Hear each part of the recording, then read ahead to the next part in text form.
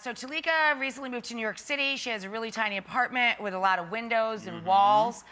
What can I do to add decor and color and make it feel a little more homey, a little more cozy? Look at that's Talika right there. Oh, Isn't she adorable? hi. Oh, hi. I noticed you when I came in. I'm like, she's got a sassy little outfit on. I like that. Okay, so we've seen pictures of your apartment, right? Did we see them? Look at this. Let me see it again. I mean, it's, you know, oh, wow. It's a lovely apartment. Lots of windows, a nice Sweetheart. view, evidently. Okay, but But that's beautiful. Like, that's, Yeah. you know, she's got great views. You do. But you need to add some color and you need to add some pattern to this apartment to make it interesting, because otherwise it's just beige and it's just solids, and that's boring. So I want to show you how you can add some patterns and prints to your life. Okay, step number one.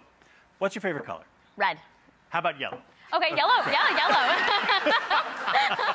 yellow. Okay, so here's the thing. If you want to add some prints to your life, what you would do is you'd find mixed prints in the same yellow color palette. Boom, yellow and cream, they will always all go together. Every pillow that you find that is yellow and cream is going to go with this set. Same would be with red, okay? Right. You do the same, or as you can see in the photo, with blue. You find one color, and then you mix the patterns in that color. Cool. Piece of cake, right? That's if you decide, I want to take it to the next level, then you want to do multicolor prints. How would you do that? So you take multicolor prints, you find a pillow that you love so much, in this batik print, for example, and then you find other pillows that would basically combine one or two of those colors. I know those pillows. You do? Where are they from, Rach? They're from the Rachael Home Collection. Plug, plug, plug, plug. They're beautiful. You are really buttering me up for something today, my friend. Really, it's just, I don't know, I think you have good taste, so there you go. Thank you. So if you want to combine pillows with multiple prints, same thing would go with the rug. You do same color palette, multicolor print. Okay, so now if you wanted to combine 3 different prints with each other, what you would do, put it back here. I use, you know, for the longest time, when I used to talk about pattern mixing, I used to reference Tony, Orlando, and Dawn. And then I realized I was really dating myself, and nobody knew what the hell I was talking about. No one knows what Tony, Orlando, and Dawn are anymore. They're people. They were a band, a group.